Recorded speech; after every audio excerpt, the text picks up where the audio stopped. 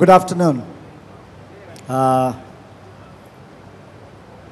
We're on our Gurukul session with Chanda Kochhar, the Managing Director of ICICI Bank, a position she took up in May 1st of this year.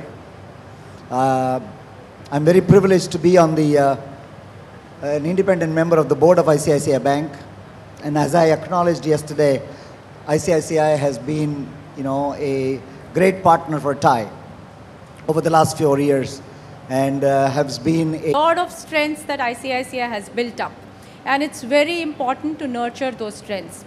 And at the same time, the environment that time was so dynamic that there were clearly certain changes and dynamic changes required and sharp changes required in the strategies to be so that the strategy kind of calibrates with the environment. So the issue was to very nicely on a continuum manage continuity with change, and that was my focus, and I think that's what I've done in the last 1 year.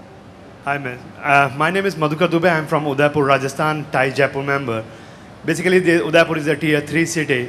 The problem is how to approach a bank like ICICI or any other bank where you people consider IT as a risk segment and the funding is not possible without a collateral security. It's a big problem for a company like me which is growing but need capital. We do not have access to angel or VCs or whatever we talk about. We have access to a bank, but IT is considered as a difficult segment or a dangerous segment to loan without collateral. Yeah, I think in general for the banking industry, and if you see the IT industry in general, they've grown more at the back of equity capital or venture financing. That's because there is no collateral. So it's not really to say that it's viewed as a risk industry, but it's viewed as an industry that needs more reliance on equity and less on debt. And that's true for all companies in this industry, and it's true for all banks who are looking at this industry. We have a question from Gaurav Manihar, Motiwal Oswal. Can you please stand up? Gaurav Manihar? Yeah, the question is, what are the qualities that have made you grow from an employee to an employee entrepreneur? And what are the qualities you look for in high-performance employees? Well, actually, you look at, in fact, an entrepreneurial spirit, even in employees, because I believe that, we may not be, each one of us may not be an entrepreneurs, the ones who are working in an organization, but we need to have that entrepreneurial spirit. So the kind of qualities that you look for is the ability of the employee to really take a task as one full task which they want to take as a full, with a full responsibility and deliver it to the best of their ability. And in that, they have to really act like an entrepreneur, because the organization can give them a certain direction, can give them, first to start with, a vision, a direction, and some infrastructure, because the organization, of course, has the benefit of infrastructure.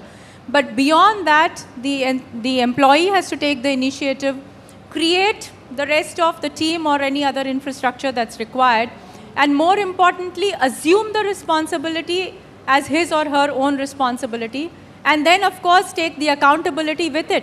So as we grew businesses, I even spoke about the retail business.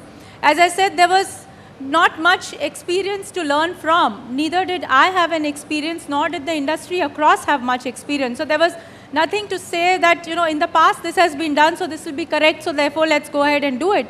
I think a lot of decisions had to be taken on the basis of guts. A lot of decisions had to be taken on the basis of maybe only 80% data, never 100% data. But you look at workable data. You don't wait till you get 100% of the data and become, land up in doing analysis paralysis.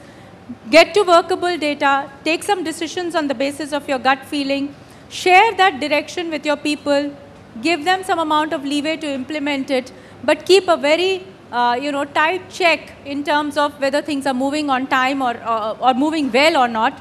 And then if they are not, well, course correct quickly and change the direction. If they are, then scale it up further and make it bigger. So really it has to be, in fact, an entrepreneurial spirit, even though you may call yourself an employee working in an organization.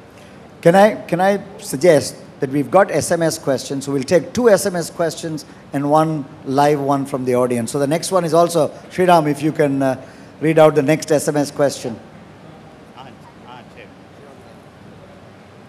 We have a question from Vinod Agarwal. The number of women entrepreneurs are very few in India. What is the reason for this and how can we overcome this? Well, whether you talk of women entrepreneurs or women at the higher levels in the organization, I think the reason for lesser women in those levels is the fact that somewhere when, women, after a few years of their working, somewhere they start believing that it's not possible for them to manage both a career and a family, and that they necessarily have to make a choice of managing one. And that is where they kind of give up. So I think a lot of, the reason for not many women being either entrepreneurs or at the higher levels in the organization is largely due to this inhibition in the minds of the women themselves to say, oh, I've now got married, I've now started a family, and I can't do both, so I have to choose. And that is where the inhibition starts. Well, my message really is to say that we should start with the belief that we can do both. And of course, it's very important to do both. I mean, I'll never say that if you're doing a career, sacrifice your family. I don't think that's required. I don't think that's advisable, and I don't think that should be done at all. In fact, I think it's the privilege for women to have the opportunity to do both, that is, look after your family as well as, pursue a career. But you have to start with the self-belief that I think I can do both. And then when you start with the self-belief, half the battle is won. And then, of course, you work your way through. It's not easy. It's actually almost like working equal to 48 hours in a 24-hour time period. So it's not easy. But yes, you first have to start with the belief that I can do it, I want to do it, and then put in that much of hard work. And I think that's the only way there will be more and more women entrepreneurs and women at the higher levels. Can I have a SMS question? We have Marina Kapoor asking the following question. In your view, is there a difference between a professional and an entrepreneur? If so, what are the differences? And there is a second part to the question. How important is TIE, i.e. trust, integrity and ethics, in the way ICICI rewards its staff? Thank you. The first one I've actually partly answered. I said that, even if there are employees in the organization, I think we have to have that entrepreneurial spirit. Well, there is some difference, as I said, when an entrepreneur is starting just on his or her own, you don't have the benefit of the entire ecosystem or infrastructure of a large organization. Whereas people like us who work in a large organization, in a way, have that ecosystem or infrastructure. But beyond that, I think you require that entrepreneurial spirit. And even the organization requires to nurture that entrepreneurial capability for employees to perform. So, when we give responsibilities to our people, when some of us set up new businesses, the organization also placed an equal amount of confidence in us and said, this is the broad direction, now you go out there and implement. We'll give you the freedom to implement. If you do a bad job, you're going to be accountable. If you do a great job, you're going to be rewarded. So the basic entrepreneurial spirit is required whether you are an employee or you are an entrepreneur. On the second one, the trust, integrity and ethics, I think that's a very important and integral factor of how we reward employees. I would not say whether you decide your rewards based on that. I think that's a hygiene factor. So if integrity and ethics is not there, an employee has no place in an organization. The reward or no reward depends really on the performance, but these factors are hygiene factors. One more SMS question, because as I said, we want to keep using that. Then I've got a person who's been waiting there. I'm going to go to the extremes as much as possible so that everybody feels inclusive. We have a question from Nitin Deveshwar. What is more important, market share or a strong bottom line? Thank you. It's a mix of both, because what you have to look at is sustainable growth. So when I use the term sustainable growth, I'm actually covering both. You need to grow. You need to, therefore have an eye on the top line. But at the same time, that growth in top line has to be sustainable, which means there has to be a bottom line. So really, it has to be a mix of both. Now, you may turn around and say it's a very easy answer, but it's not possible always. So yes, always it's not possible to arrive at that ideal mix. But what you do is then you set a longer term or a medium term vision for a sustainable growth. But during that period, you may decide that the first 1 or 2 years you want to just focus on market share because you want to build scale. There may be some reasons why you want to build scale, and then gradually the profits may start coming, or the other way around. So I think over a period, you can break up the period into different phases and say that during some phase, my priority is different. But beyond a point, even in medium term, forget the long term, it has to be sustainable growth, and it has to be a mix of both. The gentleman there who's been standing, yeah. Very good afternoon to you. I have a debate kind of the question for you. I mean... Can you speak into the mic, please? Yeah, I mean, I have a debate kind of a questions for you. I mean, first of all, hands up to the ICICI Bank exactly to bring the technology and the professionalism into private banking sector. But my question is, being the top personality of a private bank, how do you differentiate ICICI Bank with SBI when it comes to entrepreneur? Because when it comes to entrepreneur, I'm specifically talking mid-size or small entrepreneur. It's a harassment to deal with banks. I mean, both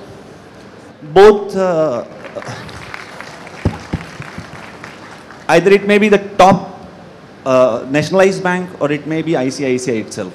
Even though, like, I would try to, I'm a business analyst by blood exactly, or by profession I'm a CEO of some companies. But I have seen... Can you ask the question? What is the question? The question is, how do you differentiate? When it comes to entrepreneur, how you will differentiate the operations and facility to entrepreneur between ICICI Bank and SBI? Well, I can talk about ICICI Bank vis-a-vis most other competitors in general. I don't want to talk about one specific competitor. But I would say that our entire approach towards the small and medium sector has been to say that we should offer a more comprehensive set of facilities. So it's not just lending. We know that people are looking for money, but it's not just lending. What we did was we really paid a lot of attention in improving the transaction banking services that we can offer to a smaller entrepreneur. The ability to move money from place to place within India, outside of India at, on more easy terms. Then we offered a lot of, or we do offer still, a lot of mentoring and knowledge sharing facilities. So what we do is a whole lot of knowledge series for our SME entrepreneurs. We really create seminars where we bring experts from venture capital, from strategic thinking, and from risk analysis, etc., to help people learn these concepts as they are building their businesses. We do things like the Emerging India Enterprise Award, where we try and recognize these emerging enterprises in their different businesses, so that it creates a kind of an incentive and a environment for people to want to grow businesses. And it's not just that they get an award and they go away, but what we've realized is that once these small enterprises are recognized in these awards, then these enterprises are able to access capital, they are able to access the markets, they are able to access venture capitalists. So I think we have done a lot to not just lend money to the small and medium enterprises, but create an ecosystem which will help them grow faster. Can I take I'm going to take one SMS question. There's a gentleman here who's been waiting for a while, and then I will take 2 more questions after that, and then I think we've got to close this session. So SMS question, please. We have a question from Samir Gautam. ICICI Bank is a group with multiple business interests. Each company in the group would have a different business DNA. When we say we are rebuilding the organization, how do we manage to keep the DNA of all the group companies intact? Thank you. Well, in the group, we have different businesses, but we have the same DNA. So actually, we don't have a different business DNA. And that's been, the real core strength of the group. We keep the same DNA, whether it's the bank or whether it's other group companies. Even within the bank, there are lots of different businesses. So it's important to keep the same DNA. It's just that the businesses are different. I'm going to ask a slightly tricky question. Excuse me for that. But ICICI Bank is the favorite whipping partner when it comes to a run on the banking system. You're the first one who is targeted. How do you manage to keep your employees motivated, to keep your employees charged? Because finally the finance minister had to come to your rescue and say, this bank is safe. So this would be a very big drag on the employee morale. How do you take care of 36,000 employees when such things keep happening with ICICI Bank?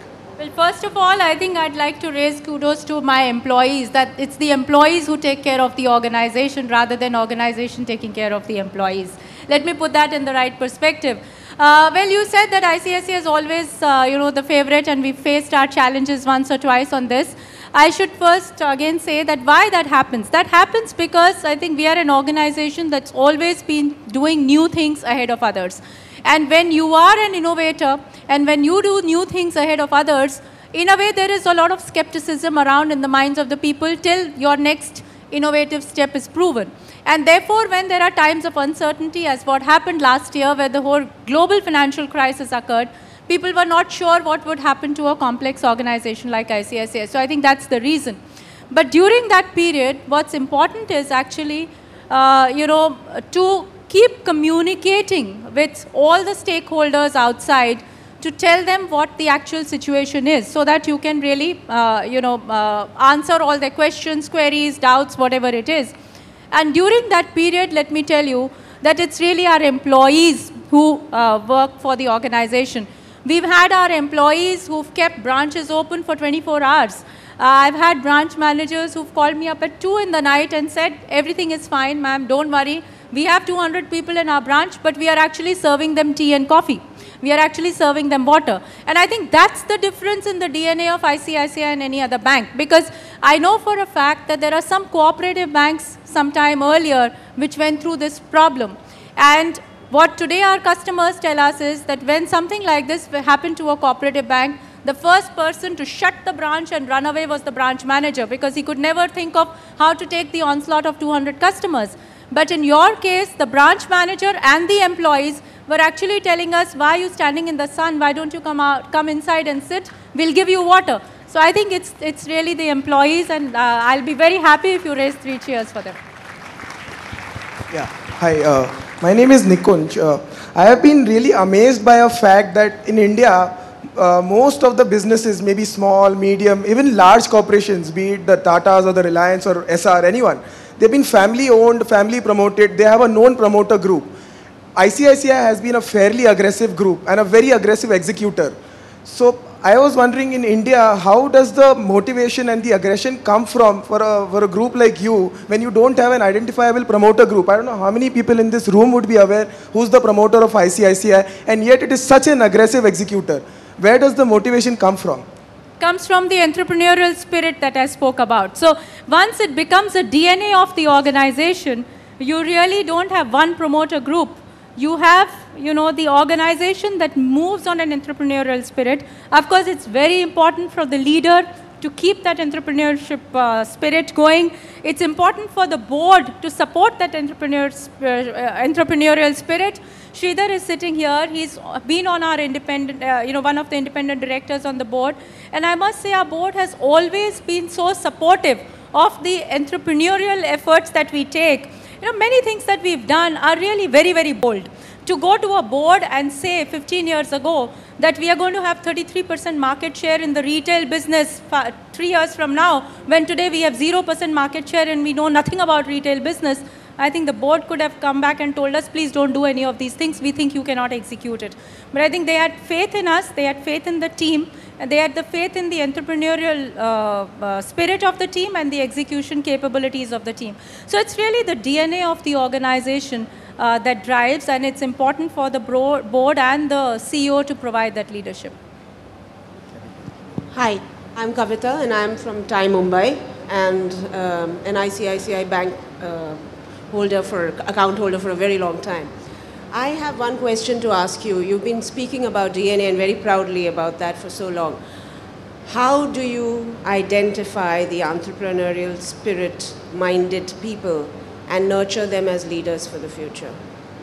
Yes, it's actually, I think our talent management process is quite a involved process through the different stages as the employee grows in the organization. We watch the employee doing different jobs at different levels, and actually our performance assessment at the end of the year comprises two parts. One is just the performance appraisal, which is really to look at how the employee has performed vis-a-vis his or her job during that year. But the other part is talent assessment. What is the talent of the employee and the capability of the employee to do the next level job? And I think we pay an equal importance to that. And on that basis, we really every year look at the talent assessment of employees. We have then a set of employees who form a part of the talent list, who then grow, who then we groom, and those are the ones that emerge as leaders. Thank you. I'm going to, because so many people have sent in SMS, I've got an SMS myself telling how many people have sent in their SMS. So to do justice to that process, I would ask the last two questions to come from the SMS group.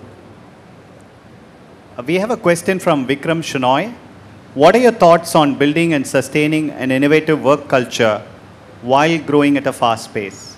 Thank you. Innovation, in a way, is a part of the process of growing at a fast pace.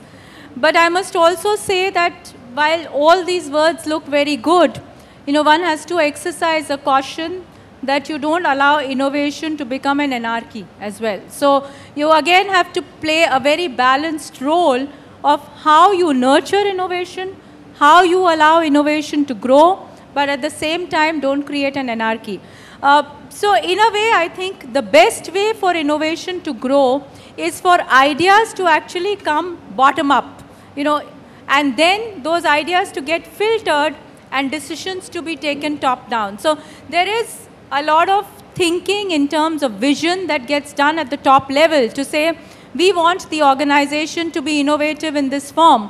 But the actual small innovations which happen on a day-to-day basis really have to emerge bottom up.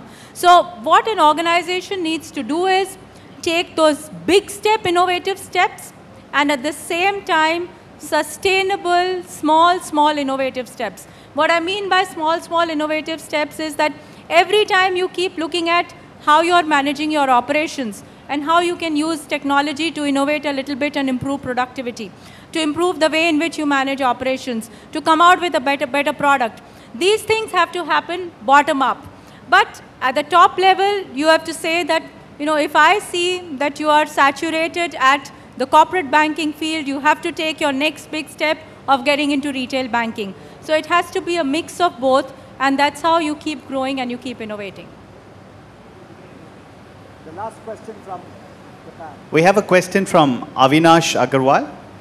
Ma'am, how do you make sure that what is decided at the top level is being implemented at the bottom at a far down location with the same thought and focus and service and quality? Thank you. That's the job of the leader, I think. As I said, it's important for the leader to share the vision with everyone. And it's once the vision is shared, then actually it's the team that implements. But if you don't spend enough time in sharing the vision, then it's actually very difficult to get it implemented. Even if I were to take the last 1 year's example in ICICI, as I said, the moment the environment changed substantially, we had to change our strategy. Now, it was important for us to spend time with the employees, explaining to them why some of the changes in the strategy. And I spent a lot of time doing that, level after level, discussing with them, sharing with them, making them see the reason and the logic for that. Once you do that, then actually, the implementation gets really done at all levels. And the way you do that is you keep communicating. You keep talking to people. And it's a mix of both. You do organized meetings where you actually, in a formal way, share your vision. But a lot of the sharing of the vision gets done in an informal manner. When I visit branches not to really keep a check on what's happening at the branches. The purpose of visiting branches is really to be able to meet 20 people at absolutely the working level there, to be able to interact with them and share the vision. So you share it very informally. But then those are the 20 people who are going to face, maybe 10,000 customers who are the customers of that branch. And they then get an orientation of how service is important to the customer. So it's a job that really the CEO has to do. And it has to percolate from level to level. But it's a very important task. If you don't do that well, I don't think you can expect that the execution will be done well. Chanda, I think we could go on. As I said, we were trying this SMS, and I was told that we had 58 questions, which came in through the SMS. So you can imagine that we could have just spent the whole afternoon here answering questions. But thank you very much for sharing your insights. We will definitely, as I said, they are the go-to organization, so I'm sure we have the ability to bring Chanda back, for maybe just a Q&A session for one of the regular time Mumbai meetings. So once again, thank you very much, Chanda, for your time. Thank you. Thank you. Letter plus contribution on your behalf to a midday meal program. Oh, okay. Thank you.